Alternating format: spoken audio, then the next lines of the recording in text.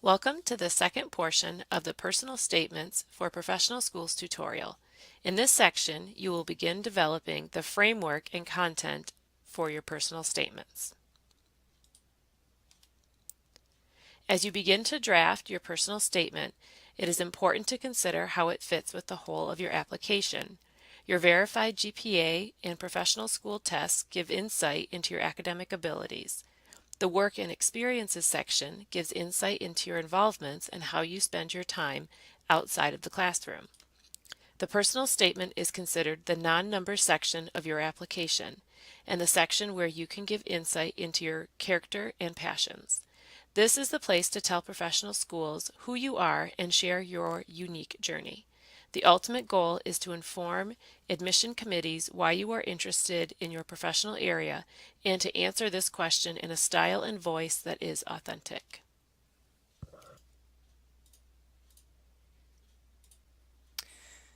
No two personal statements are alike, nor should they be. This is a chance to tell your own unique story. It's important to draw the reader in from the beginning with a compelling introductory paragraph. Make it so they want to keep reading. Having a theme or focusing on a unique thing about you helps keep things interesting. By the end, the reader should have a clear understanding of why you want to go into this profession and why you will be good at it. Think of the personal characteristics you identified in part 1 of this tutorial, then show the reader how you embody those characteristics using specific examples. Telling detailed stories while keeping the focus on you and why you want to go into this profession will help keep it interesting too. Please pause the video to read this example.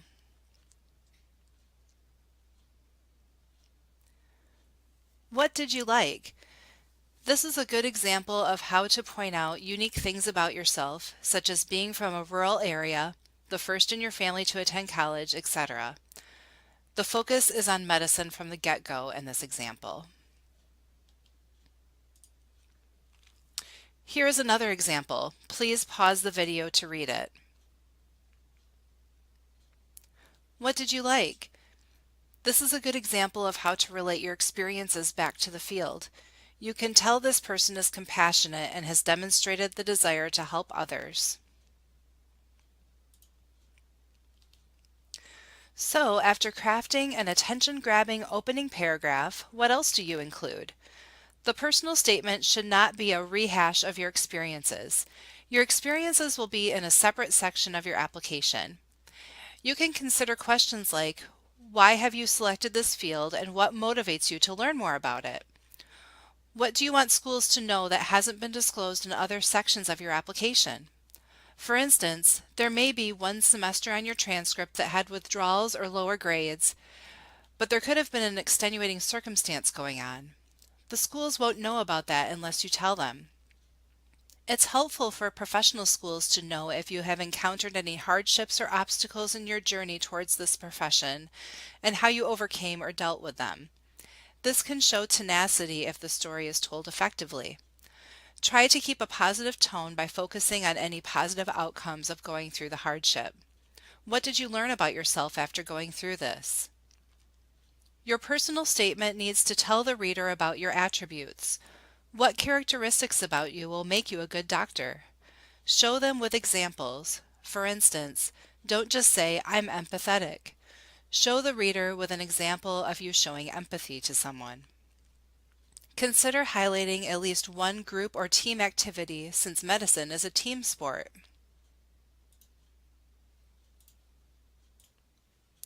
Here are a few things to consider as you are developing your personal statement. Remember, the personal statement is part of your primary application and will be sent to all the schools you are applying to. So this is not a time to say why you have a lifelong dream to study at ABC University. If you get an invitation to complete secondary applications, that would be the time to tailor your responses to that particular program. Grammar and details matter, so proofread, and don't forget to proofread. Some of those old school proofing tricks can apply here. Read your statement out loud to catch errors that don't stand out through a silent read. Read your statement backwards, sentence by sentence. This allows you to move away from the concepts as a whole and to the grammatical structure of each individual sentence. Let others read your statement. Bring it to the Writing Center for a professional review. Have those who know you well proofread the statement to see if the personality in the statement matches the person they know. And be sure to share your personal statement with your pre-professional advisor. Before you submit your application, allow yourself some time to reflect on what you have written to ensure it captures what you want to convey to the schools you are applying to. Remember, once your application is submitted, you will not be able to change anything in the statement, so you won't have an opportunity to make edits or include any missed information. Familiarize yourself with the application instructions for the application services you will be using in the process. If you will be copying and pasting your personal statement into the application, you will want to use a plain text format such as Microsoft Notepad or Mac Text Edit to avoid formatting problems that occur with other word processing programs. When copying and pasting from other programs, punctuation can be converted to symbols and bold or italics don't appear. These types of issues make for a difficult read of the personal statement. Keep your overall tone positive in the personal statement. Avoid extreme views or harsh criticisms. You never know who will be reading your application materials, and you don't want to detract from your overall message. You only have so much real estate on your application as a whole, so you want to avoid unnecessary repetition and use the entire application to show who you are as an applicant. This is why the pre-planning phase is so important. You don't want your personal statement to be a retelling of your transcript or your experiences. Remember to portray an honest and accurate version of yourself in the personal statement in all areas of your application. Your application will be reviewed by professionals who have experience reading thousands of applications each cycle. They are trained to recognize plagiarism or misrepresentations, which can prompt an investigation of your application. Don't jeopardize your professional future. As you continue to work on your professional statement, don't lose your authentic self in the process. Remember, the statement should reflect your unique journey and should match the person who shows up on interview days. It's important to know how much space you have from the get-go. The AMCAS application for MD programs allows for a maximum of 5,300 characters.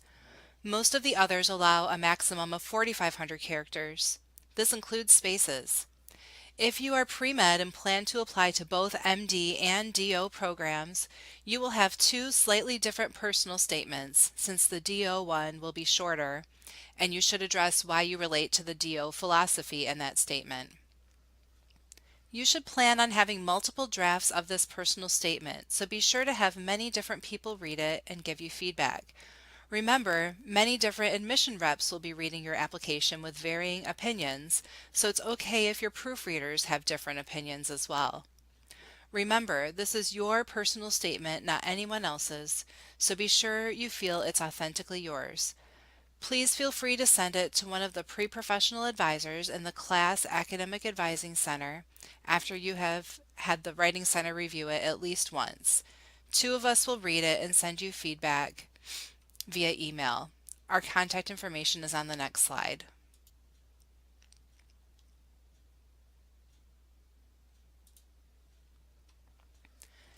To summarize, your personal statement should have a powerful, attention-grabbing intro that keeps the reader engaged from the get-go. It should tell your story and clearly explain why you want to enter this profession. After reading it, the reader should know about your personal characteristics and attributes that will make you a successful professional. Remember to give examples that show instead of just tell. Many personal statements start out with a medical issue of oneself or a family member that piqued their interest in the profession. It's okay to do that, but if you can think of a different way to start out, then it would help you stand out. Avoid cliches like, I've known since elementary school I wanted to be a doctor, or I just want to help people. You could go into hundreds of professions and be able to help people. Explain why you want to go into this profession specifically. Also, it's a good idea to write up your experiences at the same time so you can avoid redundancy. This is the end of this tutorial.